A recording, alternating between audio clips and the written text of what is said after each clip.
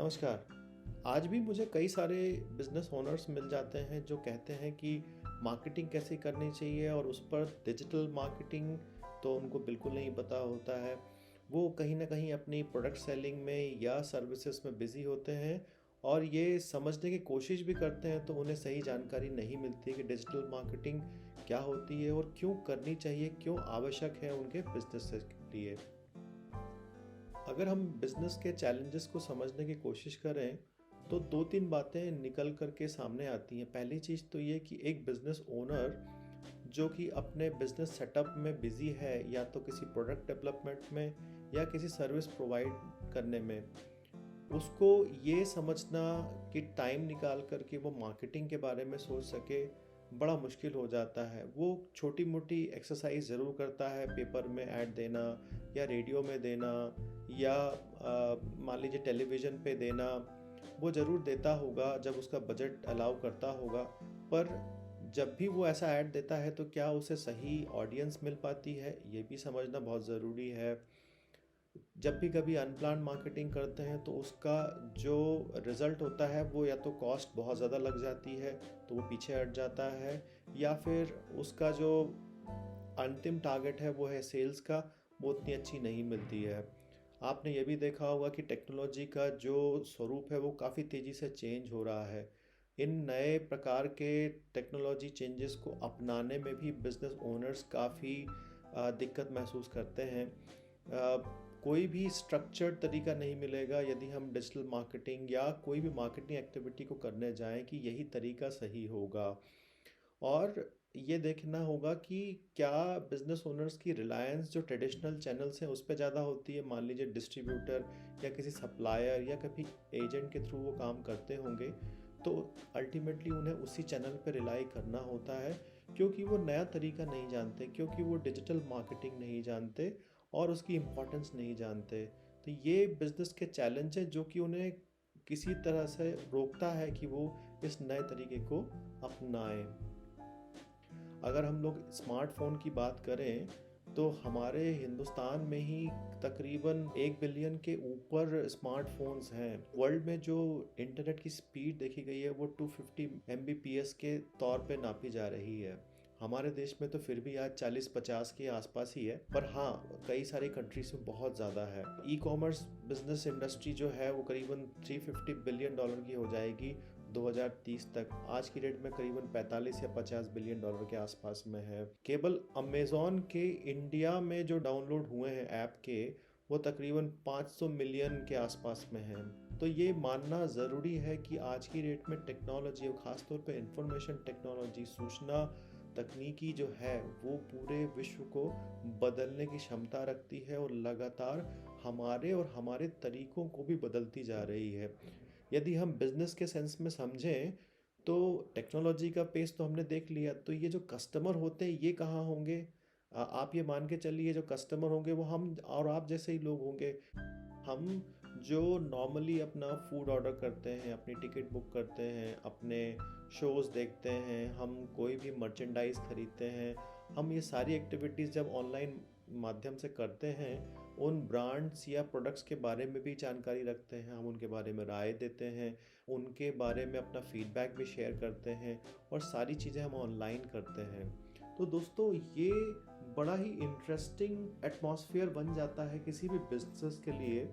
और इसको हम समझने के लिए अगर हम ये कहें कि क्या डिजिटल होना एक नया बिज़नेस कार्ड है? आम तौर पे हम जब भी बिज़नेस मीटिंग करते हैं तो बिज़नेस ओनर अपना एक कार्ड निकाल के हमें देता है, जिस पे उसका नाम, पता या कोई भी सर्विसेज प्रोडक्ट वो जो दे रहा होता है उसके बारे में होता है, छोटा-सा इन्फॉर्मेशन होती है।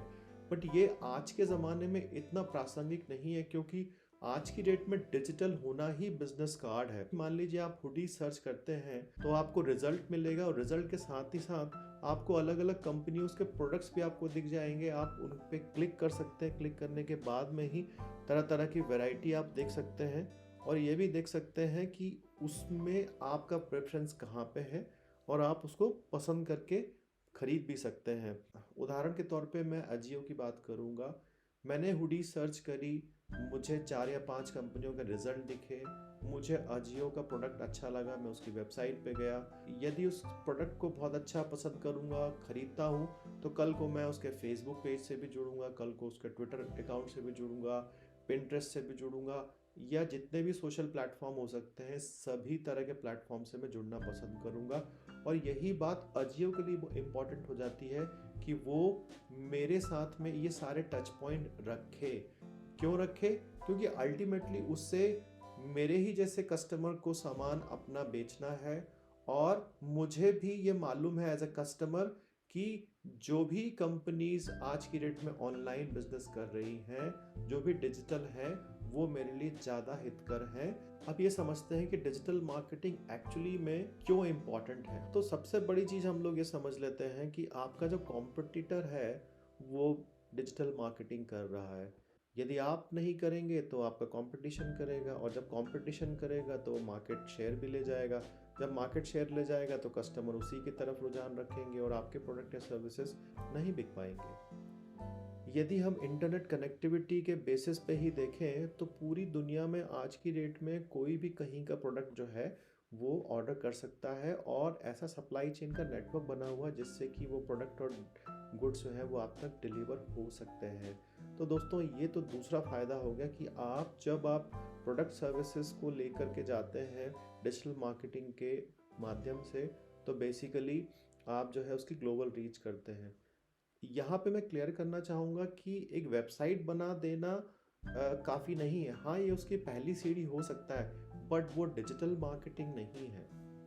आपकी जो डिपेंडेंसी है वो ट्रेडिशनल चैनल्स पे कम हो जाती है। यदि आप बिजनेस ओनर हैं, किसी बड़े शोरूम में अपना ऐड देना चाहते हैं, या किसी ग्रॉसरी स्टोर में अपना ऐड लगाना चाहते हैं, प्रोडक्ट डिस्प्ले करना चाहते हैं, या टेलीविज़न पे आप अपना ऐड देते हैं, रेडियो या पेपर में आप देते हैं, तो ये मान के चलिए कि ये एक जनरल अप्रोच होती है। इसमें सही तरीके से कस्टमर्स को आप नहीं अट्रैक्ट कर सकते, और ख़ास तौर पे वो कस्टमर जो आपका प्रोडक्ट या सर्विसेज लेना चाहता है, ऐसे कस्टमर को पाना बहुत मुश्किल हो जाता है। एक टर्म होती है कस्टमर एक्विजिशन, बहुत महंगा हो जाता है। आज भी जो 70% मार्केट शेयर है वो ट्रेडिशनल चैनल्स का ही है, उसमें टेलीविज़न जो है वो सबसे प्रमुख है। बट एक टेलीविज़न में ऐड देना, 15 सेकंड का ऐड देना ही करीबन प्राइम टाइम में 1 लाख से लेकर के तो 10 लाख, 20 लाख, 50 लाख रुपए तक जा सकता है। तो आप ये समझिए कि ट्रेडिशनल चैनल्स जो होते हैं, या तो आपका बजट ले जाएंगे या फिर आपको रिजल्ट देंगे तो बहुत कम देंगे। अगर आप ट्रेडिशनल चैनल्स पे जाते हो तो आपको ये नहीं पता है कि कौन सा कस्टमर होगा जो आपका प्रोडक्ट या सर्विस पसंद करेगा। डिजिटल मार्केटिंग की खासियत है जो आपको ताकत देती है कि आप किसी भी एरिया में, किसी भी कंट्री में आप एक पिन कोड के सहारे भी आप एक कस्टमर को ढूंढ सकते हैं। उसके लाइकिंग, डिसलाइकिंग, या उसकी एक्टिविटी, उसके कंज्यूमर बिहेवियर से आप कस्टमर को पकड़ सकते हैं, और उसकी एक्टिविटी के माध्यम से ही आप उसे अपनी प्रोडक्ट या सर्विसेज से इंट्रोड्यूस करा सकते हैं, और वो अल्टीमेटली आपका प्रोडक्ट परचेज करेगा। डिजिटल मार्केटिंग में आप देखेंगे कि बहुत सारी चीज़ें ऑटोमेट हो जाती हैं, और एक लंबे समय तक आपको बराबर से रिजल्ट जो है वो आता रहता है। ये टेक्नोलॉजी के माध्यम से पॉसिबल है। इसके एक्सपर्ट होते हैं जो इस चीज़ को कर पाते हैं, और आप ये मान के चलिएगा कि इसमें ऑटोमेशन आपकी बहुत मदद करता है अपने बिजनेस में फोकस करने के लिए, कस्टमर को लगातार आपके पास लाने के लिए।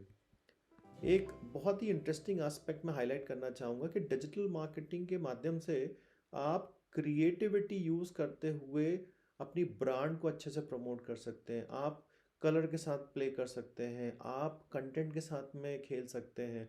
आपका जो टारगेट ऑडियंस है उसको क्या दिखाना है, क्या उसको पसंद आएगा, आप उस पर फोकस कर सकते हैं।